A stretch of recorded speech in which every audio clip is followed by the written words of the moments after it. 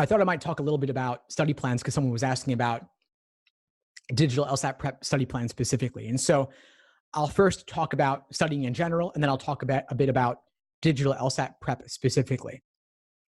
And so one of the first resources I created when I started the LSAT blog was study schedules, specifically week by week ones, but students wanted more depth. So I actually then created day by day study plans showing you exactly what to be doing every single day over the course of your prep, basically which of my resources to use, whether articles or videos, before doing relevant practice problems of that type.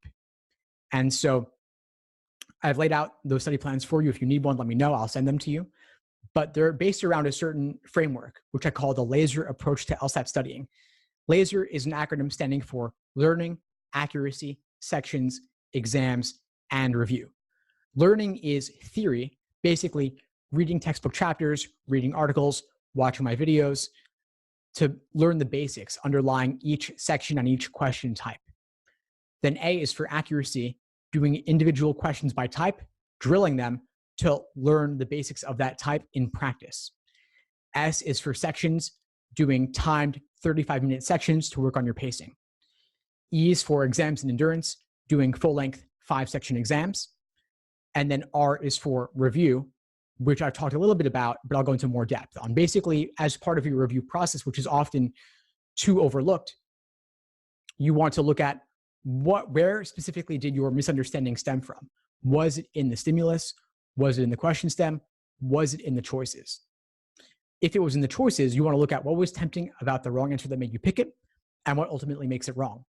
And what was discouraging about the right answer that pushed you away from it and what ultimately makes it correct. You want to do that again and again and again so you can spot the traps of encouragement towards wrong answers and the traps of discouragement away from right answers. And you're not falling for every single trap or else you'd be getting everything wrong.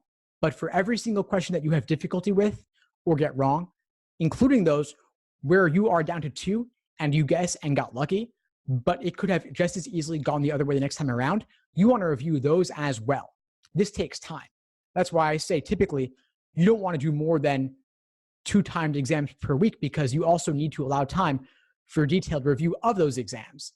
And properly reviewing a single exam could take 3 to 5 hours or more. Because if you are reviewing everything you got wrong and everything you had difficulty with, that will typically be at least 20 to 30 questions. So spending even 5 minutes a question would take close to 3 hours. And spending 10 minutes per question would take, of course, double that. And so it takes a lot of time, but it's worth it. Like I said, you want to do fewer exams and review them in more depth than do more exams but only do a surface level review. Thanks for tuning into the show. Please subscribe if you haven't done so already to be notified of new episodes as I release them. And feel free to reach out if you need anything at all as you move forward with your prep. I'm happy to help however I can. In the meantime, I wish you all the best and take care.